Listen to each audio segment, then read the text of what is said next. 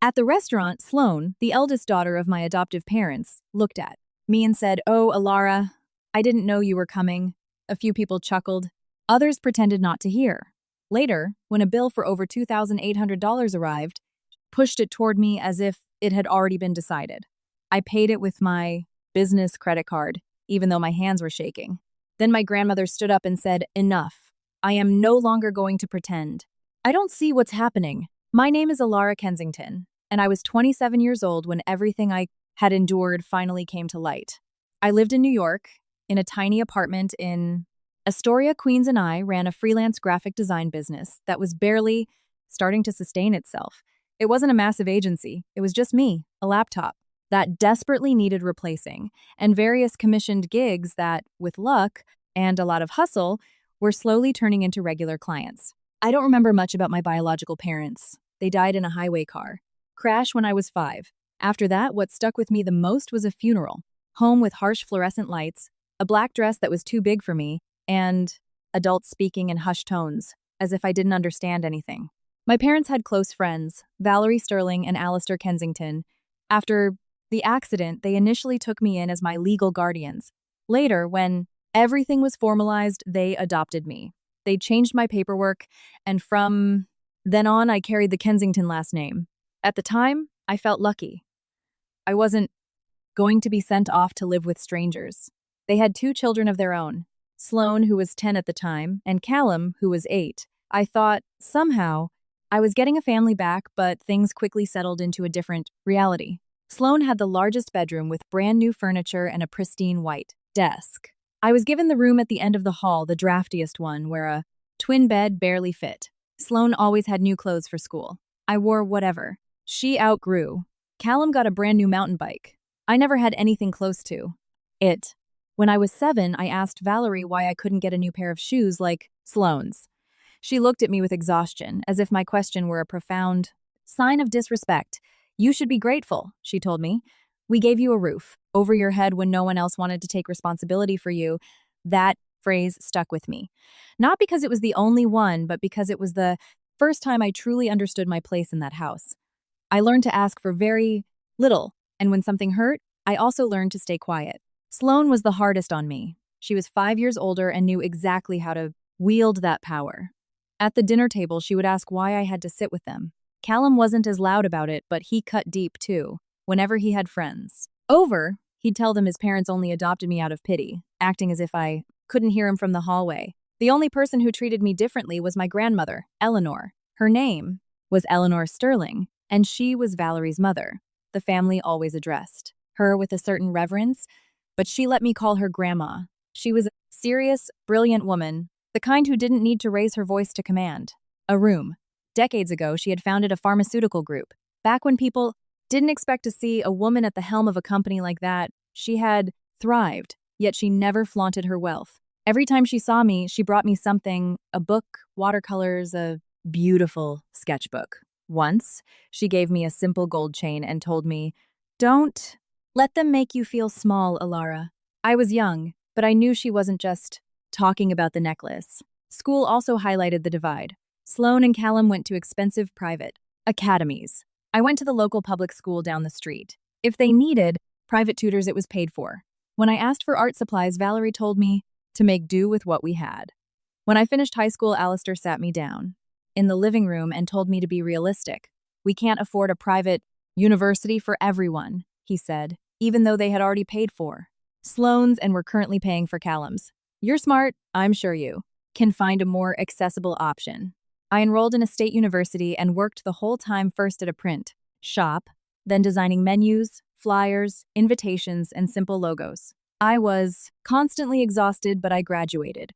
Grandma Eleanor came to my commencement. Valerie and Alistair arrived late and left early. Sloane didn't show up. Callum said he had a prior commitment, but my grandmother sat right there in the front row, her eyes brimming with pride. After the ceremony, she hugged me tightly. "I am so incredibly proud of you," she said. Then she handed me an envelope with a check for $20,000. "Use this to pay off your debt, buy some equipment, or just breathe for a second. You earned it." With that money, I managed to organize a piece of my life. I bought a better computer, paid off the credit card debt I'd accumulated, and started taking my design business seriously. At first, I worked out of my apartment. It was a modest place with paper-thin walls, but it was mine. No one there made me feel like I was in the way. A week before the dinner that changed everything, I signed the biggest contract I'd ever landed. It was a phased project: visual identity, brand guidelines, marketing collateral, and communications for several months. It was a $50,000 deal, paid in installments as deliverables were met. I had only received the advance, but to me, it meant stability and the chance to hire some freelance help. That same day, Sloan messaged the family group chat. She was hosting a dinner at a high-end restaurant in Tribeca to celebrate a business deal she had just closed. She invited everyone. I knew Valerie and Alistair had bankrolled a perfect, massive chunk of her new venture, but Sloan talked as if she had built it from the ground up entirely on her own. I considered not going. Something inside me already knew exactly how the night would unfold. But Grandma Eleanor called and asked me to attend. "I'd really like to see you," she said. Because of her, I agreed. I took the subway down from Astoria with plenty of time to spare because I didn't want to arrive late and give them another reason to talk. The restaurant was one of those places designed to make you feel out of your depth, even if you dressed well. Dim lighting, massive wine glasses, and hyper-attentive staff. I wore a simple black dress and carried a purse I had bought on sale. I spotted the table immediately. Sloan was laughing loudly, a glass of wine in her hand. Callum was scrolling on his phone. Valerie and Alistair were chatting with a couple I didn't recognize. Grandma Eleanor sat at the end of the table, quiet, her face lined with exhaustion. I approached, trying to manage a smile. "Hi, everyone!" Sloan looked up. Her expression shifted the second she saw me. She smiled, but it wasn't a kind one. "Oh, Alara," she said loudly. "I didn't know you were coming." There was a brief silence. Callum snickered under his breath. Alistair let out an awkward chuckle. Valerie simply looked down, as if that were enough to distance herself. The guest couple pretended they hadn't heard a thing. The only one who didn't laugh was Grandma Eleanor. I felt my face burn. I wanted to turn around and leave, but I also knew that if I walked out, they would spin the story to make it sound like I was the one throwing a tantrum. So I sat down in the empty chair next to my grandmother. She took my hand under the table and gave it a firm squeeze. Throughout dinner, I tried to participate. Not too much, just enough so I wouldn't seem entirely mute. At one point, I gathered the courage to share my news. "I actually have some good news too," I said. "Last week, I signed a major contract for my business. It's the biggest one I've had so far." Valerie barely glanced at me. "That's nice, Alara," she said in a flat tone. Then she immediately turned to Sloan. "Sweetheart, tell us again how you closed your deal." And that was it. No one asked a single question. I stayed quiet while they discussed vacations, networking contacts, investments, and things that had always seemed to belong to an entirely different world. They ordered without glancing at the prices. Dry-aged steaks, seafood towers, shared appetizers, desserts, and several bottles of expensive Napa Valley wine. There were 8 of us, but it was obvious no one was worrying about the final tally. I ordered something modest and barely ate. There was a knot in my stomach. When the check arrived, the waiter placed it in the center. With the gratuity included and the bottles Sloan had ordered without asking, the total was over $2,800. Sloan didn't even review it. She just pushed it toward me with 2 fingers. "Alara," she said, "you can cover this tonight, with your big new contract." I stared at her, thinking she had to be joking. Sloan kept going. "Relax. My parents did a lot for you. I don't think it's a big deal if you chip in tonight." My heart pounded against my ribs. I couldn't pay that. Not like this, not all at once. I had rent, taxes, pending bills, and software licenses to renew. The card in my wallet was the one I strictly used for business expenses, guarding its credit limit fiercely. But right there, with everyone staring at me and years of psychological conditioning weighing me down, I did what I had always done. I stopped the scene from escalating. I pulled out my card. My fingers trembled as I handed it to the waiter. I prayed. It wouldn't decline. It went through, but it essentially maxed out my line of credit. The waiter walked away, and I just sat there, my hands numb. That was when Grandma Eleanor stood up. Her chair scraped loudly against hardwood floor. Everyone turned to look. "Enough is enough," she said. Her voice wasn't a shout, but it carried across the entire table. "I am no longer going to pretend I don't see what's happening. Valerie let out a nervous laugh. Mom, please, don't start this here. My grandmother looked at her without flinching. I am sick, she said. I have stage 4 pancreatic cancer. The doctors have given me months, though it could be less. I froze. It took me a few seconds to process what she had just said. I had no idea. Valerie brought a hand to her mouth. For a split second, she looked genuinely terrified. Then she glanced at Sloane, then at Alistair, and her face hardened. Again. Mom, why didn't you say anything? She demanded. Last week, I finalized my estate planning, my grandmother continued. I did it. Before my attorney. With recent medical evaluations confirming my competency. Alara is fully protected. You will discuss the details with Harrison when the time comes. Nobody moved. Then, the chaos erupted, everyone talking over her. Sloane leaned forward. Grandma, you can't do this. We're your family. Callum stood up so fast his chair tipped backward. And what about us? We just don't count anymore? Valerie started crying, but it was an angry, resentful cry. Mom, you're sick. You shouldn't be making decisions like this. Alistair just kept repeating, this makes absolutely no sense. I remained seated, chilled to the bone. My grandmother had just told us she was dying, and almost immediately, everyone had leaped straight to the inheritance. No one asked if she was in pain. No one rushed to hug her. Grandma, I finally whispered, my voice breaking. I'm so sorry. She looked down at me, and her expression softened entirely. Don't be sorry, my sweet girl. She reached out her hand. Take me home, please. I stood up to help her. Sloane grabbed my arm, her manicured nails digging into my skin. You put these ideas in her head, didn't you? She hissed through her teeth. Let go of me, I told her. This isn't over. I pulled my arm free and helped my grandmother walk out. Behind us, they were still arguing. We left just before 11. At that hour, the rush hour traffic was gone, but getting out of the city and onto the highway still took time. The drive up I-95 toward Greenwich, Connecticut felt endlessly long. My grandmother lived in a massive, historic estate surrounded by towering oak trees. As a child, I had visited a few times, and it had always felt like a sanctuary of peace. She barely spoke during the drive. Neither did I. When we finally pulled up the driveway, I turned off the engine and sat for a moment, my hands gripping the steering wheel. Are you okay? I asked her. I'm tired, she said. And I waited entirely too long to do this. She was right. It hurt to admit it, but she was right. The next morning, my phone wouldn't stop buzzing. Texts from Sloane, Callum, Valerie, and Alistair all furious, all accusing me of manipulation. Some threatened lawyers, others said things so vile, I refused to read them to the end. Then Grandma called me. Alara, I want you to come live with me, she said.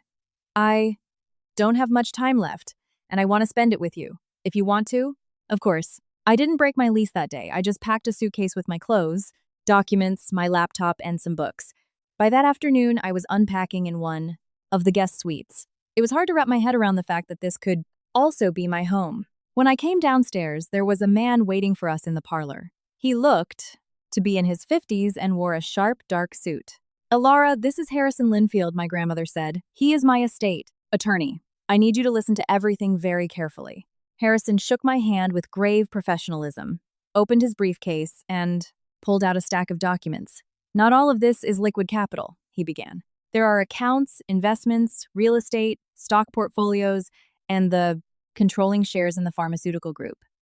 Nevertheless, we are looking at an estate valued at approximately $150 million as of last week. You are the primary beneficiary of the most recent will. I didn't even know how to process numbers like that. There is something else you need to know, my grandmother said. I looked at her. Her tone had shifted. It wasn't just exhaustion anymore, it was profound sorrow. When Valerie and Alistair took over as your guardians, they gained access to money that rightfully belonged to you. What money? I asked. Harrison pulled out another file. Your biological parents left a trust fund for you. It was funded by life insurance policies, savings, and the liquidation of their assets. They weren't billionaires, but they wanted to make sure you were protected. It amounted to roughly $750,000, strictly designated for your care, education, and health.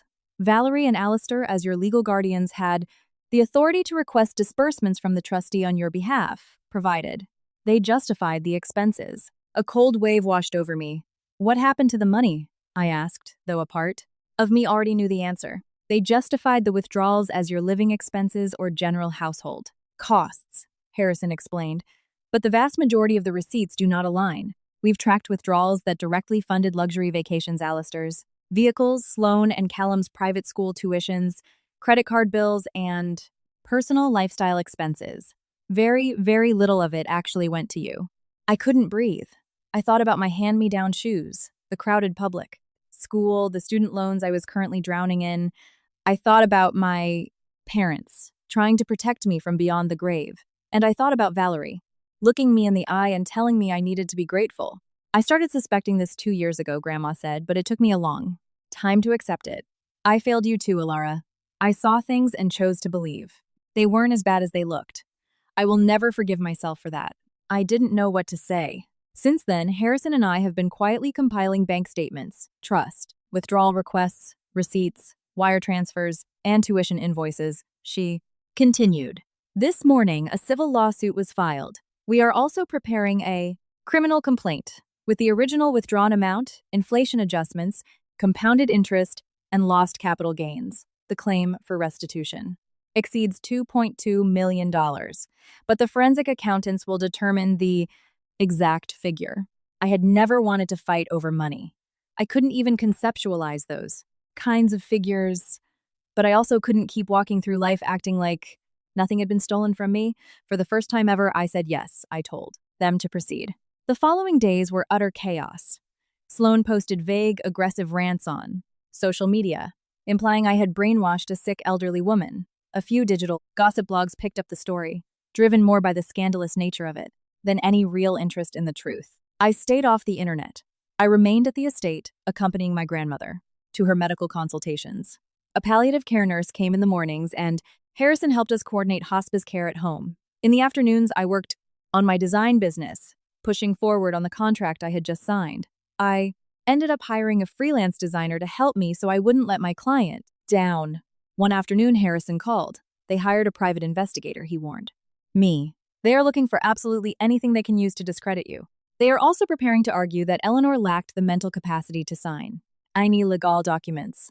My grandmother didn't even flinch. Let them dig, she said. I have my own proof. I found out later that during the dinner in Tribeca, she had left her phone on the table, recording the audio from the moment Sloan started making her snide remarks. It wasn't a pristine recording. There was background noise, clinking, glasses, and overlapping voices, but it was there. She hadn't done it to create a spectacle. She did it, she told me, because she was exhausted by their constant gaslighting. A few days later, Harrison organized a brief press availability with a few journalists who had begun digging into the lawsuit. I begged my grandmother not to do it. She was growing weaker by the day, tiring quickly, and I hated seeing her subject herself to the media. But she insisted, if I let them control the narrative, they will paint you as the villain, she said. That has happened far too many times. We walked into a small conference room set up with cameras and microphones. It wasn't a circus, but it was formal. My grandmother sat with Harrison beside her. I stood quietly in the back. Thank you for coming, she began. Her voice was frail, but her tone was absolute steel. I want to directly address the rumors surrounding my estate. I am ill, yes, but I am in full possession of my faculties. There are independent medical evaluations and sworn affidavits from my attorney that confirm this. Harrison distributed copies of heavily redacted medical and legal summaries. There is also an active lawsuit against my daughter, Valerie Sterling, and my son-in-law, Alistair Kensington, she continued. They claim Alara manipulated. The reality is that there is an extensive paper trail documenting the severe misappropriation of funds left to Alara by her deceased biological parents. That evidence has already been submitted to the courts. Harrison didn't play the entire audio clip.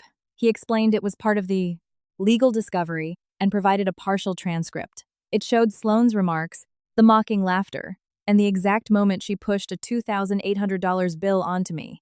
I stared at the floor. It embarrassed me to read my own silence in those transcripts, as if I had no right to defend myself. When it was over, my grandmother had to remain seated for several minutes before she had the strength to stand. Watching her struggle hurt me far more than the flashes of the cameras. That same afternoon, Sloan tried to run damage control online. She posted a video trying to sound confident, but her absolute fury bled through. You people Have no idea what it was like having her in our house, she snapped. My parents didn't keep anything for themselves. Everything went into keeping the household afloat. Someone in the comments asked if she was referring to the trust fund. Sloan tried to backtrack in a follow-up post, but the damage was done. The clip went viral, completely shifting the public conversation. It was no longer a story about a contested inheritance. It was about a wealthy family who had allegedly drained an orphan's survival fund. Callum tried to do damage control, posting about how they had always loved me, like a sister. But almost immediately, former high school classmates replied, posting screenshots of old comments where he mocked me, corroborating how I was actually treated. Valerie gave a tearful sit-down interview. She wept, claiming she had loved me as her own flesh and blood and that I was exploiting her mother's terminal illness. When my grandmother saw the interview, she wasn't angry. She just used the remote to turn off the TV. Let them say whatever they need to, she whispered. Tears don't alter bank statements. A few weeks later, we had our first hearing regarding emergency injunctions. It wasn't the final trial, but it was designed to preserve documents, freeze bank accounts, and prevent Valerie and Alistair from liquidating assets while the trust was audited. We arrived at the courthouse early. Reporters were waiting outside. Harrison walked just ahead of us, clearing a path. Inside the courtroom, I saw Valerie, Alistair, Sloan, and Callum sitting on the opposite side. They glared at me as if I were the one who had robbed them. The judge was an older, no-nonsense woman who looked entirely unbothered by high society drama. Harrison first presented my grandmother's medical clearances and legal affidavits, permanently shutting down the argument that she wasn't of sound mind. Valerie and Alistair's lawyers tried to argue the cancer made her vulnerable, but the judge wasn't having it. Then came the trust fund. Harrison laid out the bank statements, withdrawal requests, wire transfers, private school tuition bills, luxury car leases, and credit card statements. There were records of a top-tier SUV for Alistair, Ivy League tuition payments for Sloan and Callum, and European family vacations where I wasn't even present. In a single photograph, Valerie's attorney attempted to argue that the funds were commingled for general household enrichment and that I had benefited from the elevated lifestyle. Harrison fired back with devastating concrete proof. My public school records, my massive student loan debt, W-2s from my minimum wage college jobs, and receipts for the textbooks I had paid for myself. The hearing spanned 3 sessions. On the final day, the gallery was packed. I sat next to my grandmother, holding her fragile hand. The judge read her ruling methodically. She ordered a freeze on specific financial accounts, mandated a comprehensive audit of Valerie and Alistair's assets, and placed a lien on their properties so they couldn't be sold without court approval. She also put on the record that there was zero evidence to doubt Eleanor Sterling's lucidity. It was far from over. But for the very first time in my life, an external, impartial authority was validating what had happened to me. Alistair stood up, his face red. We don't have that kind of liquid cash. The judge looked at him coldly. The final amount will be determined by forensic accounting. For now, the court's priority is preserving the assets. Valerie began to sob. Sloan clenched her jaw so hard I thought her teeth might crack. Callum buried his face in his hands. I didn't feel victorious. I just felt a profound exhaustion, coupled with a strange, quiet relief I couldn't fully articulate. 3 weeks later, my grandmother took a sharp turn for the worse. The doctors had said months, but they had also warned us the decline could be rapid. Even so, when the end began to arrive, I wasn't ready. She spent nearly all day in bed. I rarely left her side. We watched classic movies, and she told me stories about when she first built her company, about the doors that were slammed in her face, about the mistakes she made by trusting the wrong people. Sometimes we talked about heavy things, sometimes we didn't. Sometimes I just adjusted her blankets and sat next to her while she slept. She passed away on a quiet Tuesday morning, holding my hand. I wept in a way I hadn't wept since I was 5 years old. I wasn't thinking about the millions of dollars or the pharmaceutical empire. I had simply lost my grandmother. The funeral was strictly private. My grandmother had left incredibly explicit instructions. She wanted a small gathering, no long-winded eulogies, and absolutely no theatrics. Harrison only notified the people she had personally approved. It was me, Harrison, a few of her oldest friends from the industry, and 2 women who had worked alongside her since the early days. When Valerie, Alistair, and the others showed up and tried to enter the chapel, the private security detail informed them they were not on the list. I refused. to let them perform their grief for the cameras when they had shown her none. While she was alive. After the funeral, Harrison called me into his office. The estate transition will proceed according to the will, he told me. They are going to try to contest it. There are no absolute guarantees in law, but your grandmother left bulletproof medical and legal documentation. The judge's ruling in the injunction hearing also sets a powerful precedent. I nodded. I was so tired.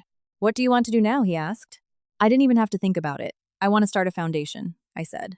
For children and teenagers in the foster care system or those in guardianships who need legal advocacy, therapy, or educational scholarships. Something that provides the guidance no one ever gave me.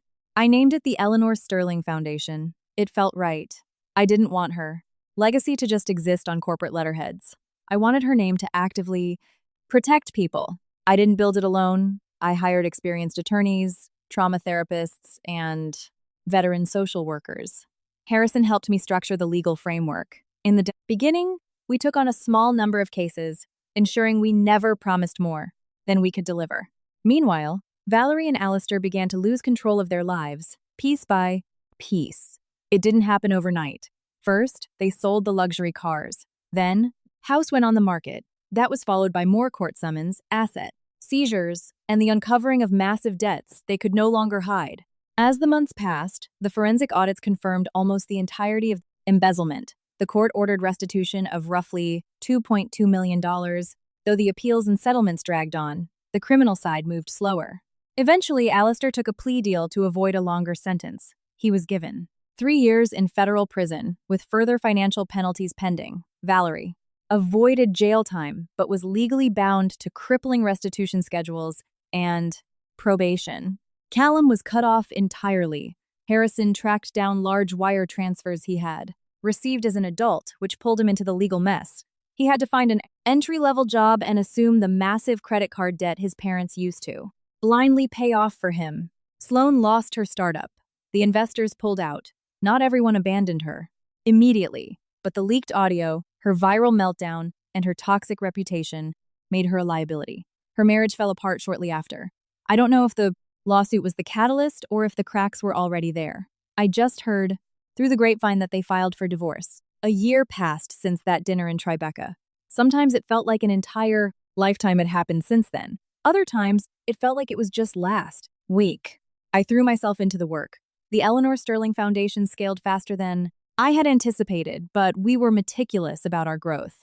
In our first year, we provided legal and educational counseling to over 200 kids and took on dozens of active advocacy cases. Sometimes, all a kid needed was an adult who refused to ignore what they were saying. I also took my seat on the board of directors for my grandmother's pharmaceutical group. I was terrified at first. I knew about graphic design, small-scale budgets, and difficult clients. I didn't know how to steer a multi-billion-dollar corporation. For the first several months, I just listened, analyzed the data, and leaned heavily on the executive team. I didn't walk in, barking orders as if I was a prodigy. I learned to ask questions. I hired brilliant people and accepted that I would make mistakes. The company remained stable and profitable. One day, a major business magazine reached out to me. They wanted to run a feature story. My instinct was to decline. Being in the public eye exhausted me. But Harrison pointed out that the exposure could bring massive funding to the foundation. I agreed. The interview was published a month later. The headline read, Elara Kensington, From Orphaned Ward to Pharma Board. The article focused heavily on the company, the foundation, and the real-world impact we were making. They mentioned the inheritance battle, yes, but it wasn't the focal point. For the first time in years, I felt like I was being seen for what I was building, not just for the trauma I had survived. My life was undeniably better, but it was also quieter. I had completely cut off contact with Valerie, Alistair, Sloane, and Callum. I blocked their numbers, their emails, their social media profiles. For months, it was total silence. Then, the messages started circumventing the blocks. First, it was Callum. Elara, I know I did a lot of things wrong. I know where to begin, but I just wanted to say I'm sorry.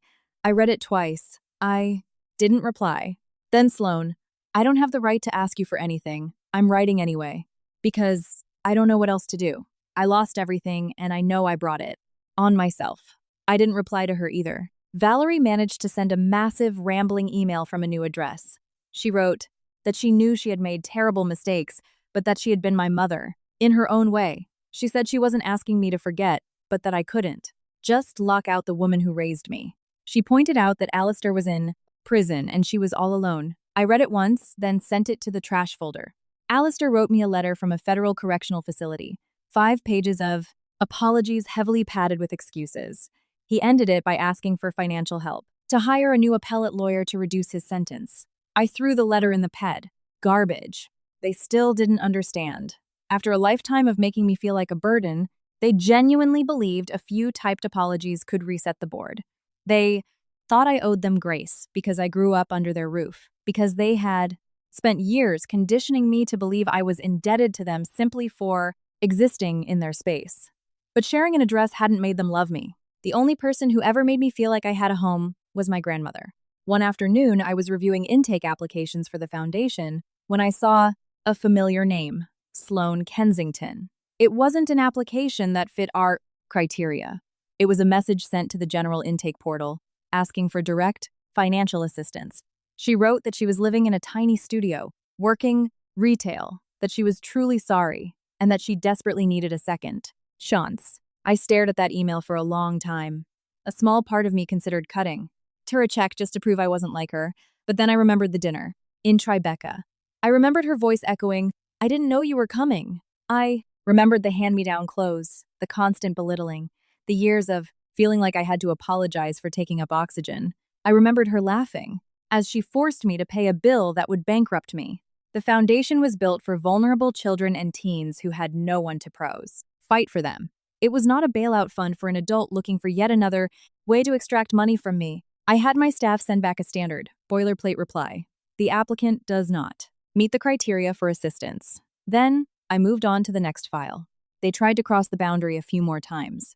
Valerie showed up at the foundation's headquarters once. Building security escorted her out before she even made it past the lobby.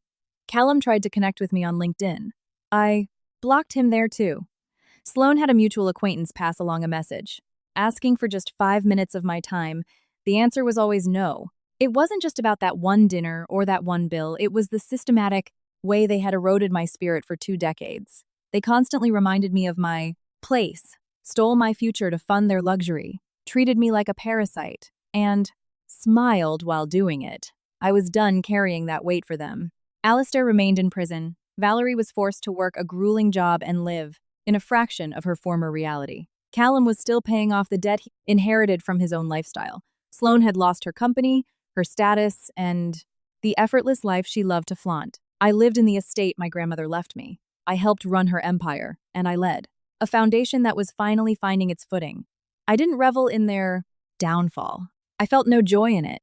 I just felt a profound sense of peace, knowing there was finally distance between us. Every Sunday, I visited Grandma Eleanor's grave. I brought fresh flowers and I talked to her. I told her about the foundation, about the kids we had managed to pull out of terrible situations, about the board meetings, about my fears and my victories.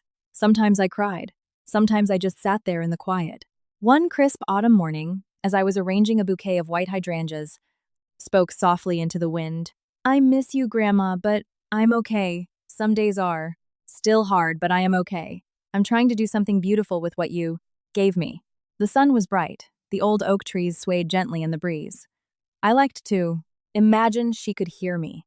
My life didn't magically become perfect. I still had difficult days, days where the isolation crept in, days where I briefly wondered if I had been too ruthless in locking them all out. But whenever that happened, I remembered that table in Tribeca.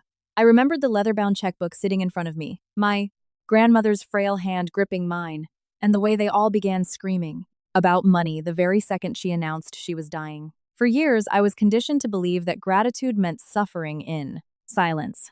It took me far too long to learn that those two things are entirely different. They gave me a roof over my head, yes, but they also made sure to remind me every single day that nothing in their house was ever truly free. Walking away from them didn't erase what happened, but it allowed me to finally stop living as if I had to buy my right to exist.